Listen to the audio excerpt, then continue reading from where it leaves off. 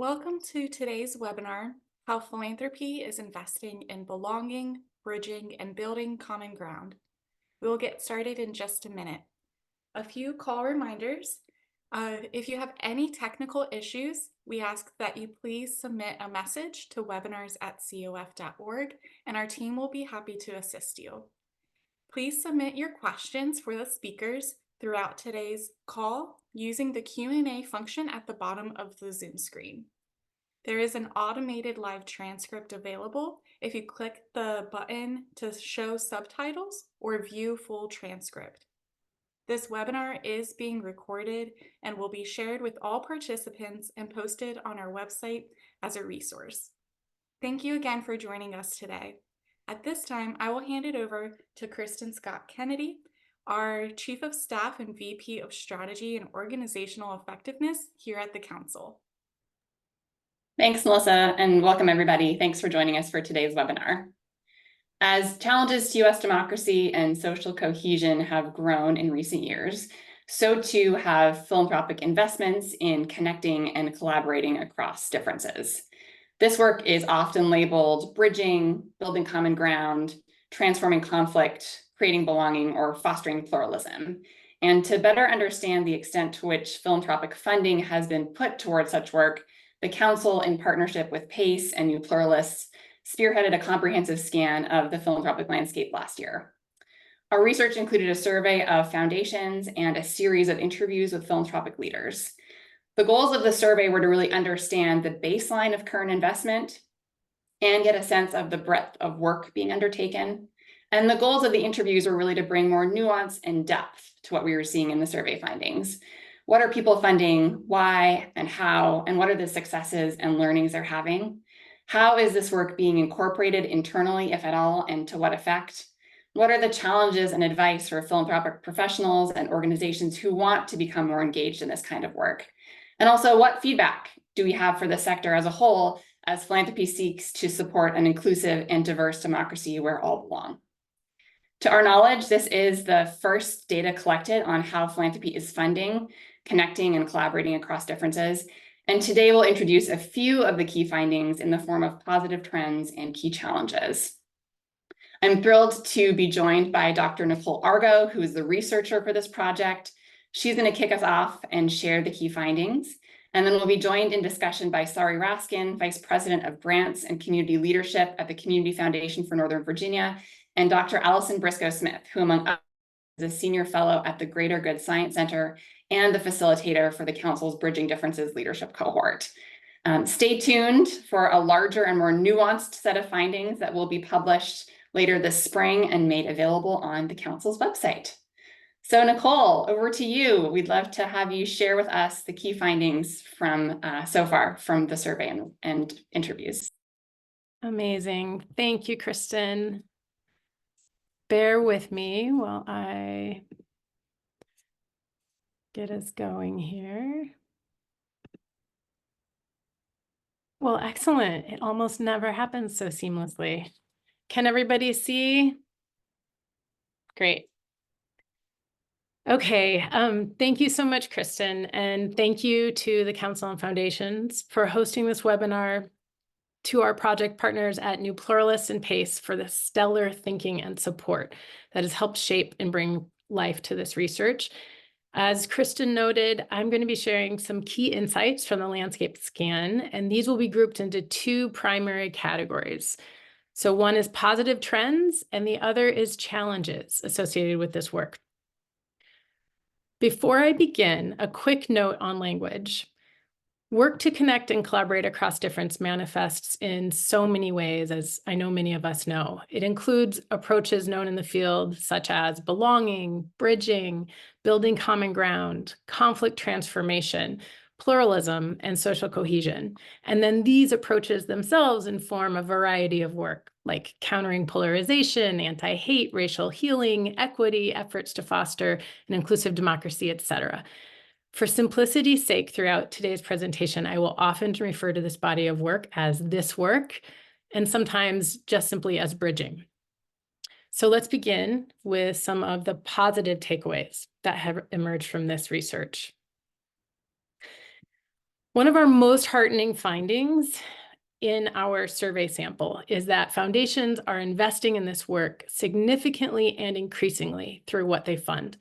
So our survey asked respondents whether their foundations had funded this work at all, and if so, to describe up to 10 projects.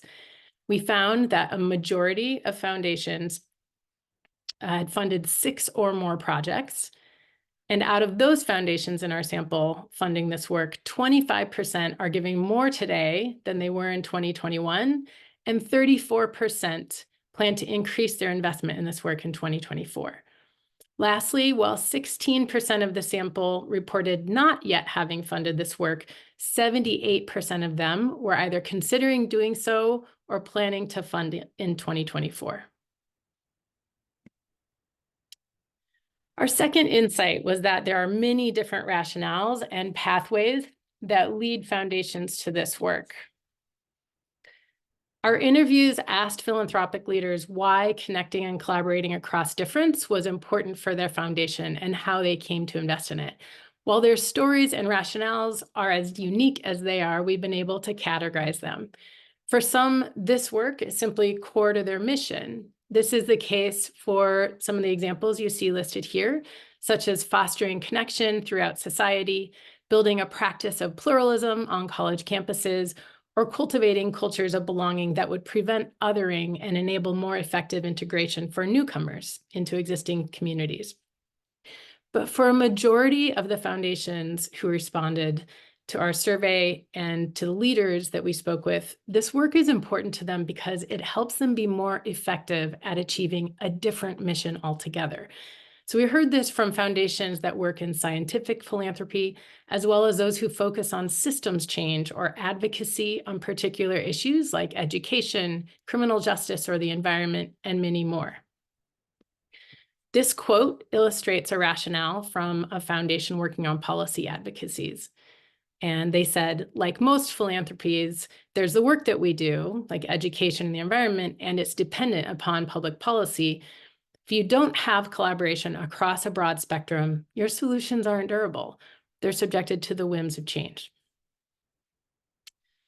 Our third positive takeaway is that bridging, belonging, building common ground, all of this work, these projects come to life in rich and varied ways. So in both the surveys and the interviews, we had leaders describe projects they'd funded. And to help us make sense of the many types of approaches, we employed a categorization scheme created by the new Pluralists, shown here. I won't walk you through each of these categories, except to flag for you the breadth of work they contain, from countering extremism to problem solving in a community, from fostering connection across difference to supporting engagement and democracy. There are many ways to bring this work to life.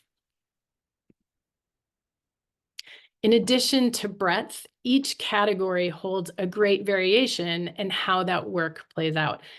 And for time's sake, I'm not going to stay long here, but for instance, some of the projects that fall into these categories focus on in-person or virtual intergroup contact, so that would be dialogue or deep canvassing, while others seek to bring masses into this work vicariously, maybe through fictional storylines in a Hollywood setting, or through recorded conversations across ideological difference. Oops, sorry. Moreover, this work is done through both research and practice.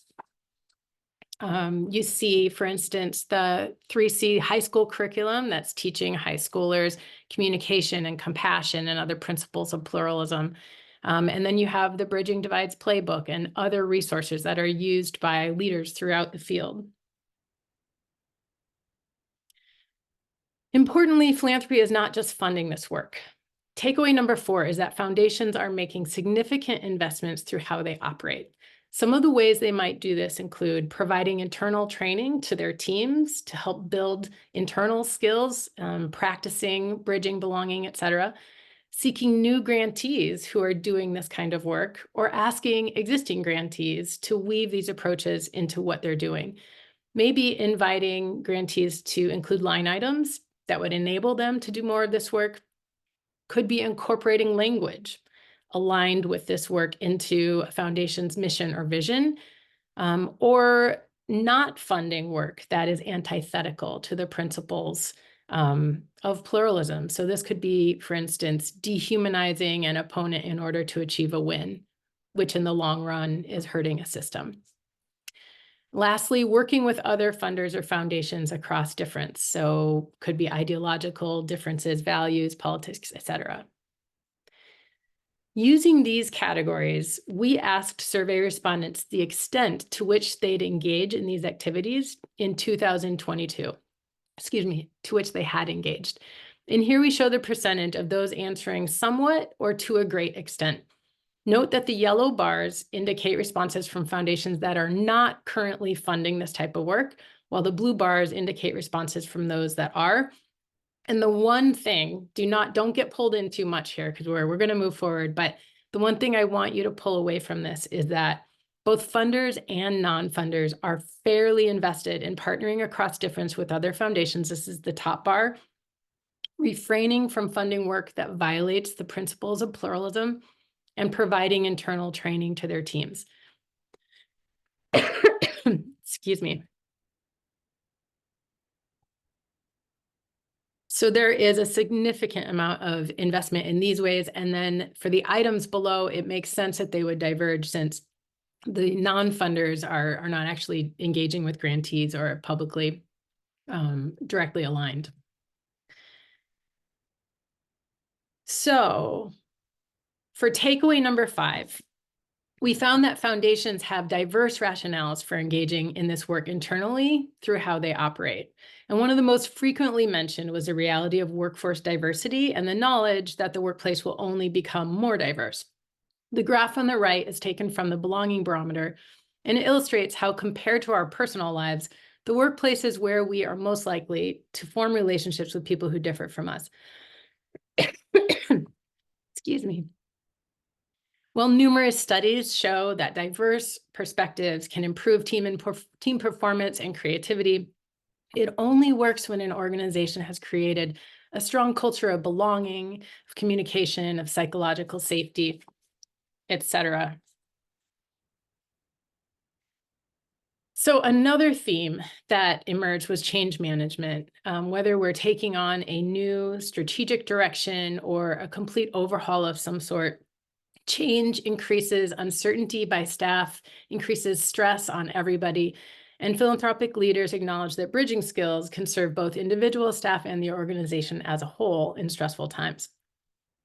Others talked about ways in which toxic polarization within society finds its way into the workplace. They want their staff to be guided by conflict transformation tools and processes. And lastly, there was a desire to do internal work so we're better at showing up externally. Takeaway number 6. Foundations are implementing this work in many different ways. So here we have structural or system level programs. And some of these ideas included hiring for it. So hiring for it meaning diversity, but also hiring for skills and openness to an experience with bridging across difference. Another was installing incentives that reward staff who practice the principles associated with work and hold accountable those who don't. Creating entirely new structures, such as an advisory group for diverse voices that would ensure all are heard within a team or an organization. Or a collaboration fund that would encourage programs within the organization to collaborate more together. Lastly, board and staff training in things like responsivity and conflict transformation is something that a lot of different leaders talked about. Less formal ideas included things like horizontal consultancies. So one program, perhaps the pluralism or the bridging program, working with the immigration group or others to incorporate these sorts of things in the other thematic work. Bringing learnings from work with external partners back to one's team, and then making the time and space to build relationships. This was a huge one. I'm not going to spend a lot of time on it here, but hundreds of ways that people have come up with to do that. The last promising takeaway is having to do with how leaders saw internal investments leading to increased efficacy and change and how they showed up externally. So some of the changes and how they showed up included starting to bring grantees together across difference, which then led to generative outcomes, new networks and collaborations, partnering with new and unlikely allies, a greater sense of power sensitivity, changed grant-making structures, such as creating an equity fund or equity councils, recomposing and training advisory and grant reviewer committees, et cetera, and increased grant-making to organizations that do this work.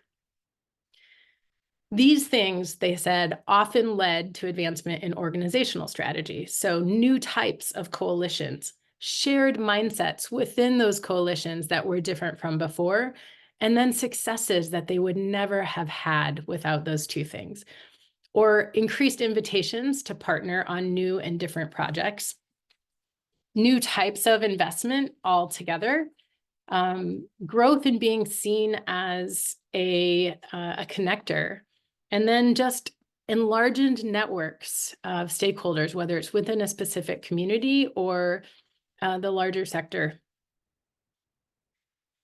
So we also wanted to understand the challenges that philanthropic leaders experience doing this work, whether it be with specific projects or overall. And so we've condensed some of those findings into the next 4 themes.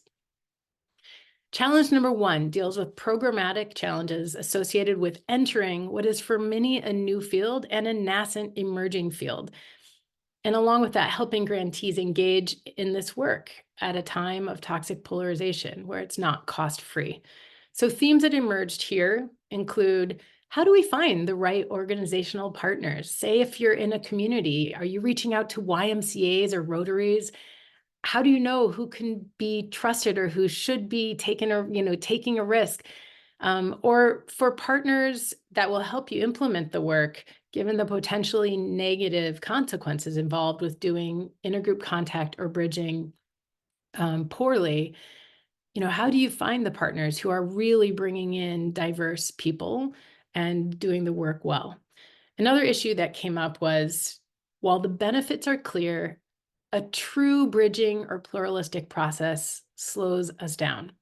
So how do we set the right expectations for ourselves and others in doing this work and acknowledging that it can like the pace will change unexpectedly? Third, leaders noted difficulties attracting participants or partners who aren't already invested, so the need to reach beyond the choir. And lastly, leaders stressed the need to support grantees and their target populations as they navigate the pressures that come with bridging across differences. So in the words of one leader, it's one thing if you just want to shout at each other, but if your peers learn that you're trying to engage meaningfully and productively with someone on the other side, then they're suspicious of you. That's true across our programs. The Muslim student working with Hillel or vice versa, there's something wrong with them. So a second set of challenges is organizational. In terms of how we fund, leaders talked about how grant-making policies often prioritize equity over bridging. And while this is largely a good thing, as one leader noted, sometimes funding an all-white faith organization to do the intra-group work related to pluralistic norms or equity would bump up against those policies, and yet is still really important. Another theme was that philanthropic organizations are currently set up to fund programs rather than cultural or systems change work, in part because of the clearer or more concrete impact metrics that the former provides. So in the words of one leader, it's hard for philanthropy to get their brain around. If these people come together for 3 years, the world will change. For example, we found out that 60% of kids who got a note from the nurse about their eyesight didn't follow up. So we created a van that drives with an optometrist to all the schools and brings glasses. When I tell that story, funders love the systems change. But then they say, I'll write $5,000 check for the next round of glasses. And I say, no, I need you to fund the systems work. But it just doesn't feel as good to them as knowing that 25 kids will have glasses on their face. And then in terms of how we operate, Leaders talked about difficulties in designing effective internal structures and activities. So when things don't work, how do we better understand why and what to change? Another theme was creating even exposure to this work within the organization, our administrative staff getting the training, or our programmatic folks outside of the pluralism or social connection wing getting training. And lastly, leaders lamented that partnering across difference can sometimes be perceived by others in the field in ways that are costly. Challenge number 3 is that there are sector and field challenges associated with this work. So in bridging, process is often product, right? The better our relationships and our communication and our sense of shared values and goals, the better our outcomes will be. Unfortunately, defining a short-term ROI and accompanying impact assessment could be really difficult. So there's a need to shift our frames around what impact looks like and what the appropriate timeline for it is. Also, the bridging, belonging, building common ground space is new. It is coalescing as a field or a group of fields in a way that will need to bring in new actors, some of whom don't even know they belong here, and bring all of these actors together, bring them along together as we find new measures or learnings or best practices. Then there's the issue of language. We often use the same words, but mean different things, or mean different things when we're saying the same words. And then lastly, and critically importantly, our field must be representative of the broader ideological spectrum in order for there to be legitimacy on any of our goals, whether that be democracy, equity, social cohesion. So here a leader said, I find that leftist center foundations feel like they can't support organizations doing good work for pluralism on the right. They're aligned on core issues like respect, dignity, and pluralism, but the policy issue is a no-go zone. Because they're in opposite stances on policy, it's uncomfortable for foundations.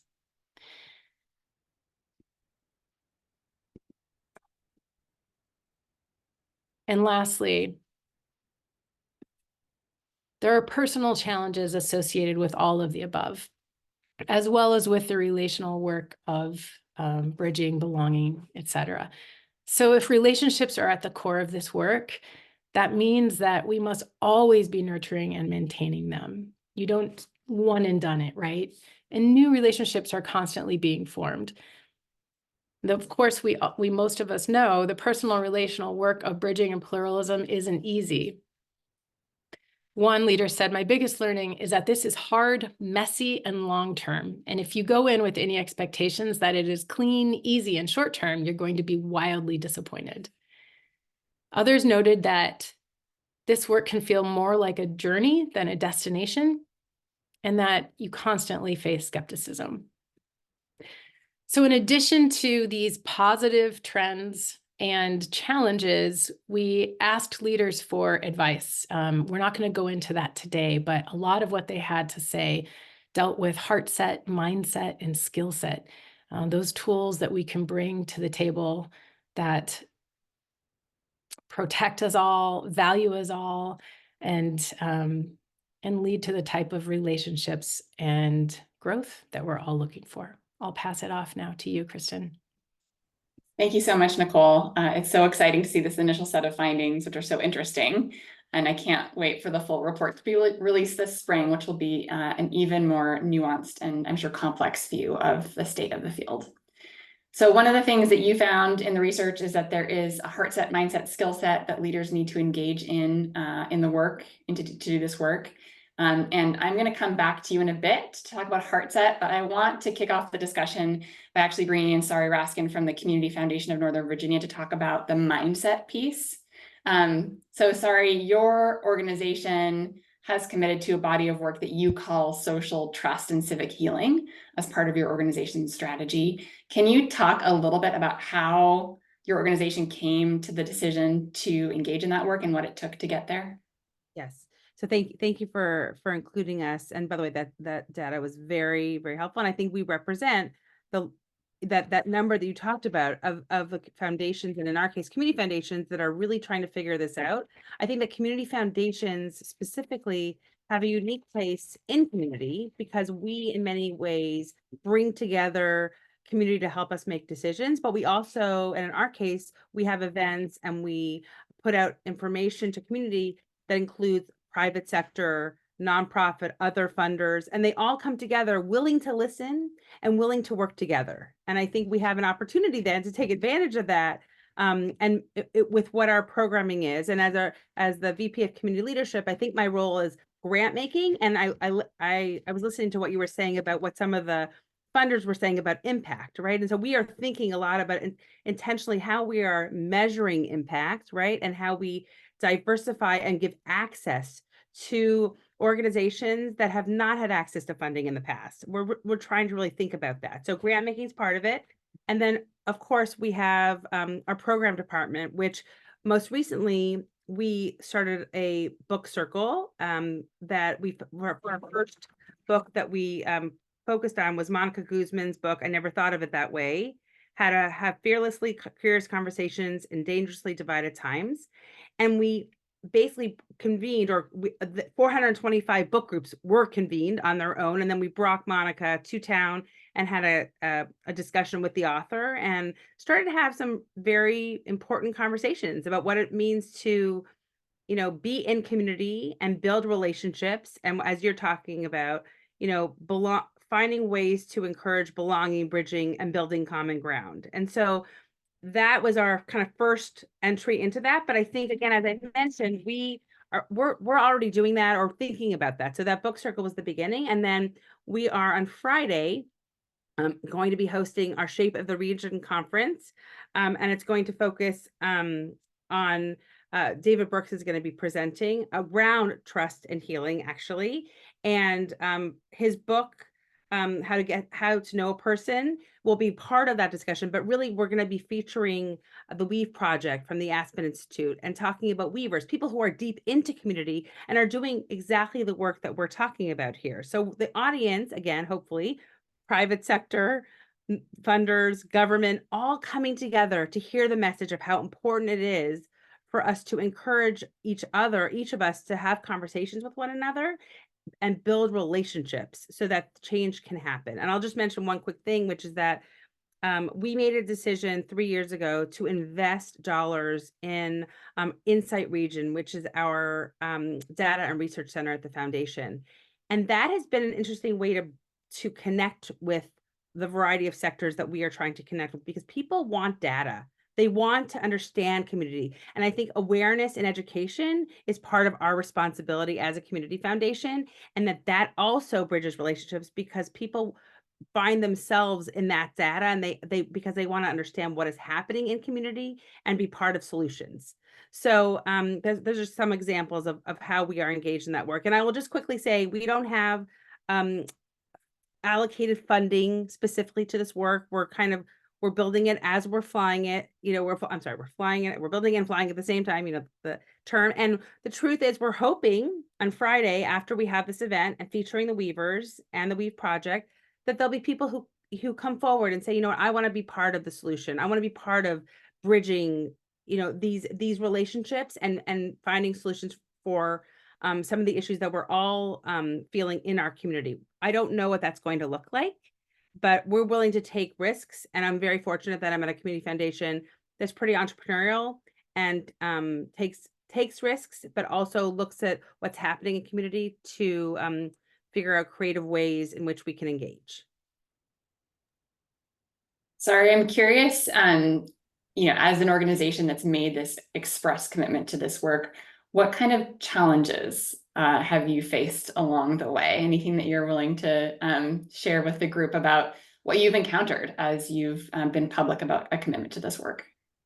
I think at this point, really, it's about what you said in the Nicole, in your presentation around preaching to the choir. In other words, I think the people who are going to come are going to be there because they believe in this. But I think the biggest challenge is demonstrating that there is need for this and bringing the people who who typically will not listen to the story or are not interested because they don't think it's relevant to their lives, to bring them into the conversation and bring them into the work. So I think that's the biggest challenge. I also think that in regard to these books that we've selected, I think that moving forward, finding topics and issues related to these topics is going to be essential, that will be attractive to people who wouldn't necessarily be coming to the conversation as well. One of the things that I love about both Monica and David Brooks's books are that they're very practical, right? So they kind of translate this conversation that can be more abstract and difficult to grasp into really tactical, practical, skills-based things that we can all do in our daily lives to make this commitment real. And so, Allison, I want to bring you in here because that is, in many ways, is the work that you do at the Greater Good Science Center, and that you are helping and helping us focus on as part of the Bridging Differences leadership cohort, which is helping people to actually develop the skills to navigate differences constructively. Because a lot of times we hear that folks have the will, they have the interest, they have the heartset and mindset piece, they see the connections, but they get really stuck at the how part. Like, how do I actually do this in my personal life, in my professional life, in community? And so that is where you come in. And I'd love to hear, Allison, how you think about that and how you teach people to kind of bridge that gap. Yeah, this is the part where I get really excited, because this is the piece where what we do at the Greater Good Science Center, but also what a lot of folks in this space do, is offer on-ramps to these skills, that there are particular skills that can be used in the context of connecting across our differences, bridging differences, transforming conflict. So what we do at the Greater Good Science Center is that our whole kind of mission is about kind of connecting people with the science of well-being. And our origins actually really started in interpersonal conflict, things like bias, prejudice, and how to reduce them. So we've been at this for a long time. And what we've done is get a chance to kind of partner with a lot of scientists in the field and figure out how can we translate these skills, make them available. So one of the things that was talked about was the Bridging Differences playbook. So it's a playbook with these little bite-sized pieces of some of the research about how to implement them. And then we kind of laddered up from there to do these communities of practice, because we realized you can read them, you can think about them, but they have to be put in place. Like, okay, so now we have a book group. Now what? How do we actually bring folks together, and what can we offer? So again, I get really excited because what we see throughout the field is that there are evidence-based, concrete mechanisms of supporting folks with these skills to help the heart sets and the mindsets. There's a number of different ways that you could take a look at what those skills are, but I wanted to kind of offer what I understand those skills to be. And this again is through some of our own kind of research, but also partnering with a lot of folks that are probably doing the very trainings that Nicole is kind of talking about, that many philanthropic organizations probably already participating with. So I'm just going to share my screen real quick. Hopefully that's going to work. Is that showing up on screen? So here's one way to think about some of the skills that are available here. And we're just going to take this kind of image, this idea of bridging, and think about two pillars, two foundational pieces. One of which is that the research, and let's also back into this, our lived experience, and actually the experience that we saw represented in the data, is that this is heart work. We got to be ready. Our cups have to be full in order to do this work. And that really takes mindfulness, groundedness, prayerfulness, presence, whatever we want to call it. But we also wanted to call it enough things to kind of be inclusive, to have a broad tent there. So this may be prayer, this may be meditation, but we find that these skills of like taking a breath before you do a thing are foundational. On this other side of the bridge is also this idea about creating spaces for belonging. So Sari mentions this beautiful kind of piece, which is not easy to do. Okay, it's a book group, but how do you get people in the book group? How do you get them together? How do you host it? Are there snacks? Is there music? But all of that kind of piece that so many of us perhaps take for granted is actually a foundational piece about how do you actually create spaces for belonging. In the middle, the other skills that we see that, again, happen to show up within the research are one of which is defining what bridging is and what it's not. So getting really clear is, does this mean that I have to give up my morals, or that I have to compromise all the time? We've got to be really clear with what that is. Another big foundational piece, and folks like David Brooks and Monica Guzman do incredibly good jobs at kind of highlighting this, is how do you listen? How do you listen with curiosity and with openness? How do you get to know a person? So we lean into, but there's different ways of skills of listening. Whereas also this other piece of you're listening, but now how do I convey my own story? How do I talk about my own experience? Storytelling. And these last two pieces are pieces that have actually had a lot of attention in terms of social psychology in particular. What do we do to actually address people's misperceptions?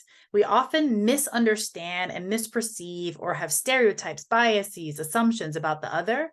What could you do to actually change that? Great research that there's tons that you can do. And lastly is how you bring folks together to create a shared sense of values, interests, goals, common humanity. So again, we've chunked it in these kinds of pieces. What we offer is much like what's offered by a number of other folks are opportunities to read about these, learn about these, listen to podcasts about these, or what we do with the Council on Foundations is to bring folks in a community of practice to get access to this material and then try it on within the context of philanthropy. So it's another place that I'd like to kind of say is a place for hope. There's tons of evidence. There's lots of different ways that you can get access to these foundational pieces. The last piece that I'll say is that these are just that. They're foundational pieces.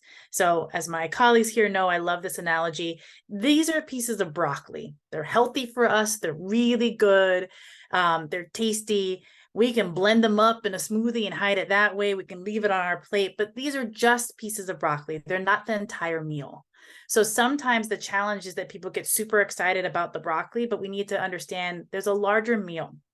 These things help us to get to the basic kind of pieces of nutrition, but there's so much more that needs to be offered.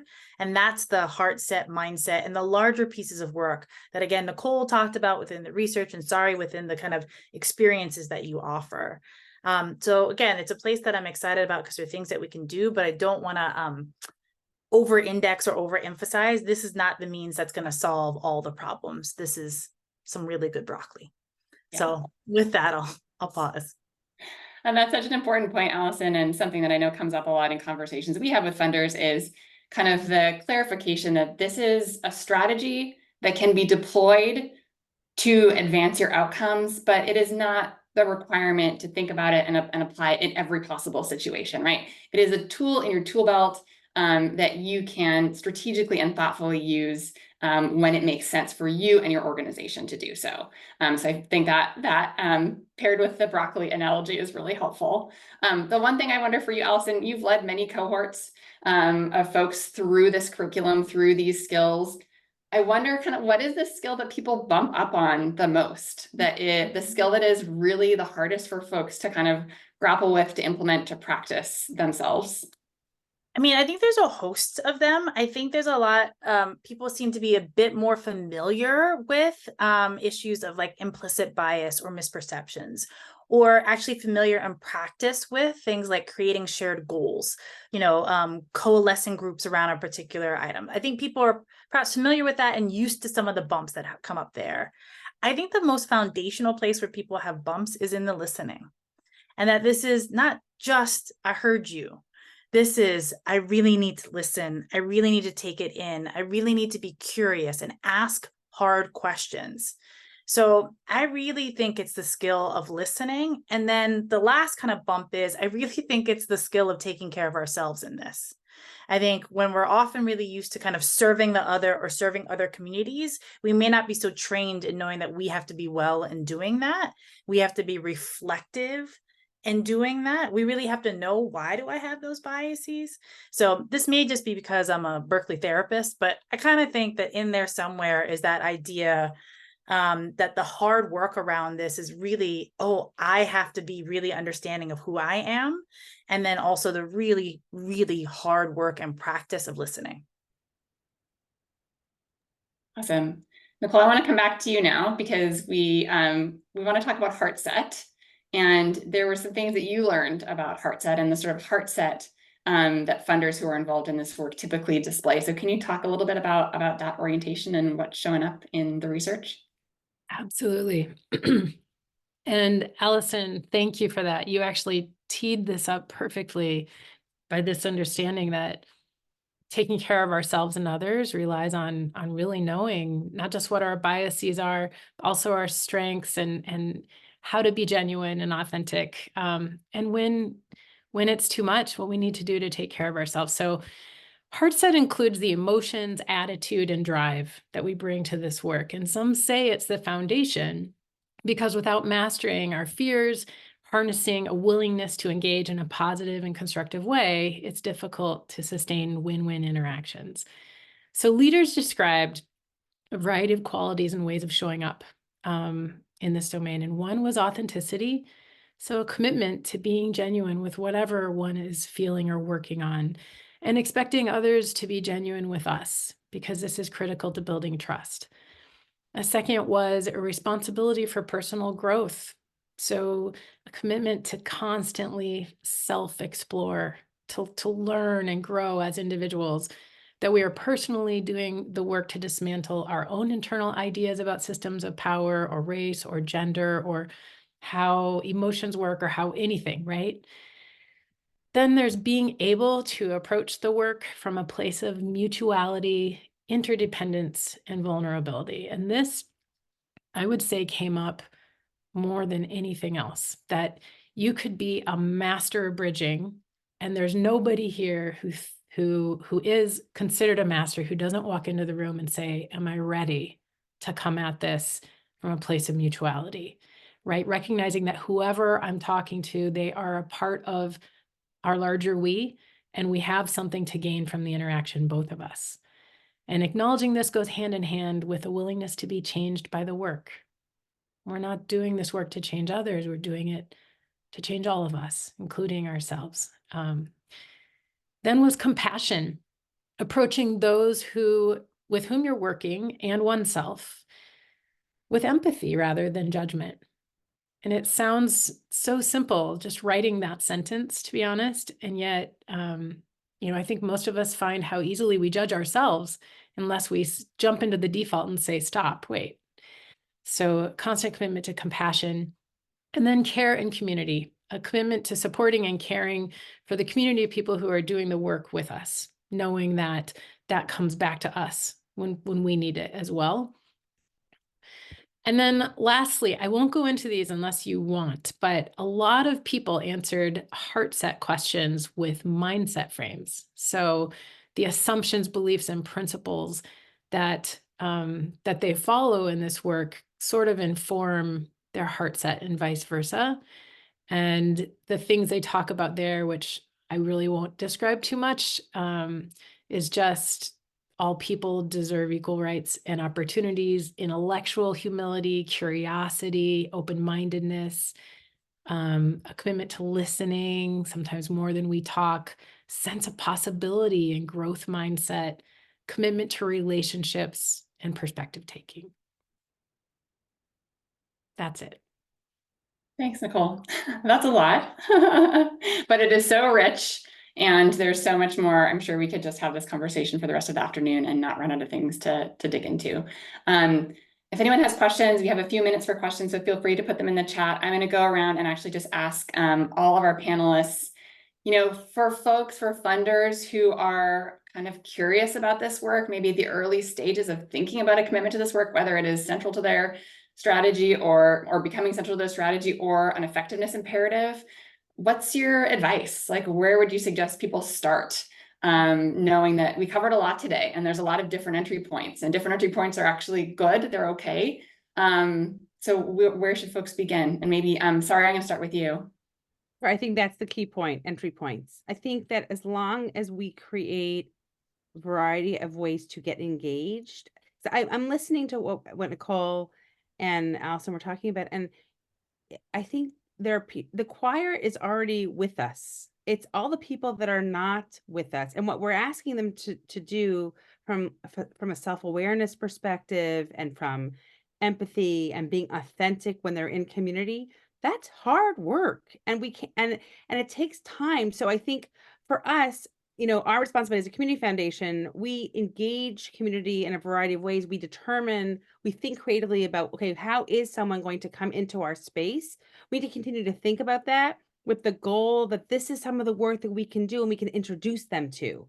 and that a book circle or the event we're having on Friday, that those are entry points. I don't know what the end result will be. I'm hoping more people will be in part of the choir that are now. In other words, that's our ultimate goal, right? That we want to bring more people in, but it takes time. We talked about this earlier, right? It's a journey, and it takes a long time to continue to build those relationships and convince people that this is important work. So I think from our perspective as a community foundation, we're in a unique position. I feel very blessed that we are constantly engaging in community with community, and that we have to continue to do that well. And that's how we're going to be successful in this work. Maybe Nicole, and then Allison, you can close us out. You know, one of the findings in the research was that the entry points differed by so many points, right? So some people got involved in this work because of crisis and they went right towards difference. And then as they learned the skills and brought them back internally, it just became their way of being. And other people wanted to collaborate, or they had a partner who got into it, and then they started to do it that way. There was COVID, and some people needed to bring people together, right? And then polarization, toxic polarization issues, and then how do we work that out? And all of a sudden you had communities like building common ground projects taking off at a systems level. Every neighborhood would be like, I want to apply for $500, bring people together, and we're going to talk about these things. So there are, as Sari said, there are so many ways, and just knowing that almost in any entry point that is in front of you is probably a way to do it. I think that's a great start. And then the other thing I would say is to get involved in a community of practice in some way. So to partner up, to get some training, to some of the things maybe we'll be closing out this webinar talking about is a great way to gain exposure. And then the third answer here would be start internally, because over and over the stories from the leaders and from the survey respondents were, you know, it changes how you show up. When you hold a difficult conversation well and you see the trust built and the generative collaborations that come from it, you can't really go out into the world and do it differently anymore. So infinite possibilities is my answer.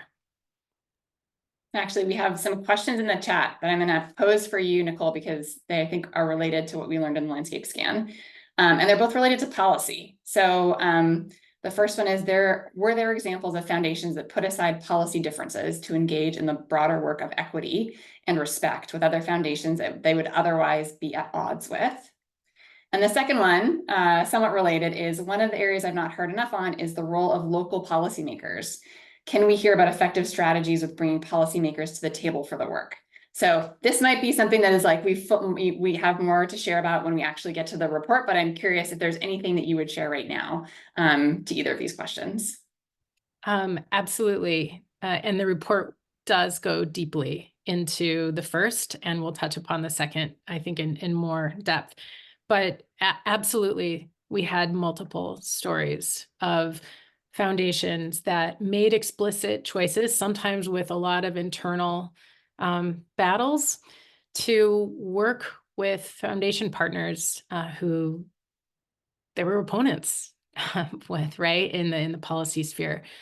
And there are a lot of good things that came from that for them. And also there are discussions about the costs, right? Because maybe the rest of the field and other partners of yours don't know about the internal process and angst that went into that decision and the long-term calculus, et cetera. And you get canceled or you get a lot of flack. So yes, we heard many stories of it. And we also heard of some consequences of it, good and bad. In terms of the local leaders and their role, am I capturing that right? Was that the right question? Yeah, sort of like, how are folks thinking about bringing policymakers to the table for these conversations? So, and sorry, you might want to weigh in on this as well, because I think this is the big tent of community foundations, but especially community foundations had a lot to say. about leveraging relationships they already had and bringing in new folks, but that without local leaders at the table, you're limited in what can get done, whether it's system change, culture, or specific, policy or program. I see Sari leaning forward. I think Yes, I'm leaning over. So the truth is, this Shape of the Region conference we're having on Friday. Last year was all about aging in place in the region, and the year before was about mental health. And I have to tell you, last year we were so proud because there were more elected officials and government folks there than ever before. And I think the key is to bring, again, we have to all come together because there's no way philanthropy is going to solve all the problems, right? We don't have enough funding, and it's not going to be about systems change. So the reality, we have to, it's like this, we talk about like the three-legged stool, or the people working together to make change. And I think we are spending a lot of time educating our elected officials, building relationships with our government and the heads of government, so that we're all working together. They know that we are a partner with them. Our Insight Region data has been extremely beneficial to them, and they're always asking us for presentations because they have to know what's happening on the ground with their constituents. So the reality is, yes, there is opportunity for, again, a community foundation to build relationships in a different way because we're all helping one another, and that's how things are going to move forward. Great, I'll also thank mention you. one quick one thing also. Sorry. We're involved with our Virginia Funders Network. So it's a new entity that was established that represents really a private, community, all types of corporate, all types of foundations. And there is a policy staff person actually on board so that they're educating all of us about what the issues are, and there are opportunities for all of us to collaborate on the state level. So that has been extremely helpful as well. So yes, again, local engagement and relationships, but also moving things forward by being aware of and educated with other funders within the state. Well, oh yeah, Nicole. Just two fingers on that. One thing that we heard is that often local leaders want to get to know each other across difference and aren't already brought to the table, right? They do programmatic or policy work on specific issues, but are aware, especially during these divided times, of who they're not able to reach or of the perceptions of them, et cetera. And one thing that we've seen is just asking people to come together around the well-being of the community and invite them to get to know those across difference. People show up. They want to do that, and they're looking for those forums. So that's one way to bring local leaders in. Which ties us back to Allison's framework and the critical role that foundations can play as hosts as a part of a strategy to bridge. So Allison, I'm going to ask you to kind of offer your advice for the group, and then I will close us out for today's webinar. Yeah, I mean, this opportunity to actually bring folks together to fund and support folks to get the opportunity, I think is really important. I think you've also both kind of articulated some of the challenges. Like, we spend a lot of time as people worrying about what our group will think about if we connect across a difference. Some super fascinating kind of metacognitive work there. And the research actually indicates that we tend to exaggerate how badly our group will feel about it.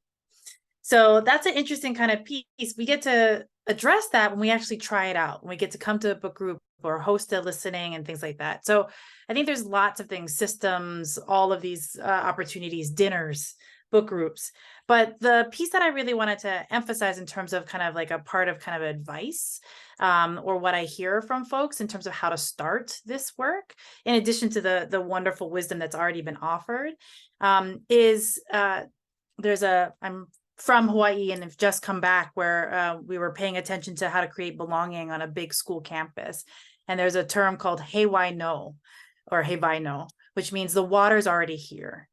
You already just need to pay attention to what's present first. If you want to begin, please lift up and pay attention to what's already happening.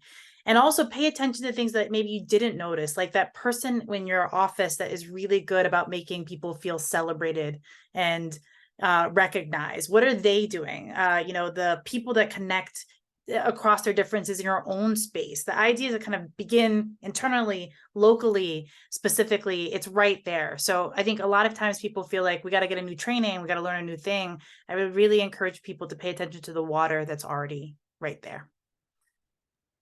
Awesome. Well, thank you all so much for being on today's webinar. It's really great to be in conversation with you.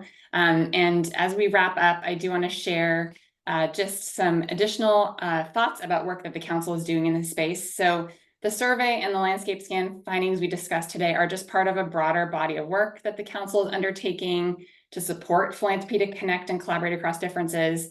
And if you're interested in being more involved, there's 2 opportunities coming up for you. So the first is that registration is open now for the council's new sector event, Building Together. This is a new kind of gathering for philanthropic leaders, philanthropic professionals focused on the question, how can we make a difference together? And our goal with the event is to really support philanthropic leaders to build the strategies and skills to constructively navigate difference in service of the greater good. At Building Together, participants will learn through inspiring plenary sessions, half-day strategy and skill building workshops, including a workshop with Allison and her colleague from Greater Good Science Center. There are peer learning sessions featuring examples from the field, including a session actually featuring the Community Foundation of Northern Virginia and other community foundations and other folks in the field. Participants will also act through opportunities to apply what's being learned in real time, including by engaging in deep dialogue over a shared meal with the People's Supper. And then you'll have the chance to reflect with curated practice teams of 10 that come together throughout the event for shared reflection, action planning, and relationship building. So we are bringing together some of the most inspiring leaders in the field for this event and partnering with a tremendous group of organizations that are experts in the space of bridging, belonging, conflict transformation, and collaborative problem solving. And if you can go to the next slide to show all of our partners. And we've also built a lot of time in for dedicated wellness, rejuvenation, relationship building, and are offering a special track that's designed specifically for CEOs. So there's a limited number of registrations for this sector event. So if you want to join us, please do so soon. Prices are going to increase on March 22nd, so be sure to do it before that date. And then the second opportunity is to apply to be part of the second Bridging Differences leadership cohort. So this is an 8-month virtual learning experience hosted by the council in partnership with the Greater Good Science Center at UC Berkeley and facilitated by Allison. Through the cohort, participants learn about the science-backed practices of bridging differences. They take in real-world case studies and connect with peers on successes, challenges, and lessons learned when actually trying to bridge differences. Participants in the cohort complete the self-paced Bridging Differences online course and then meet monthly for a 2-hour Zoom call where they learn from guest instructors, leading practitioners, researchers, and then connect with participants in kind of small peer-to-peer discussions. So the cohort is really a supportive community of funders who are trying in real time to build constructive dialogue and understanding across differences. And applications for that cohort are due on February 23rd. And if you have any questions about either of these opportunities, feel free to reach out to me at kristen.scottkennedy@cof.org. We'll put it in the chat. And thank you so much for joining us today, and we hope to see you again very soon.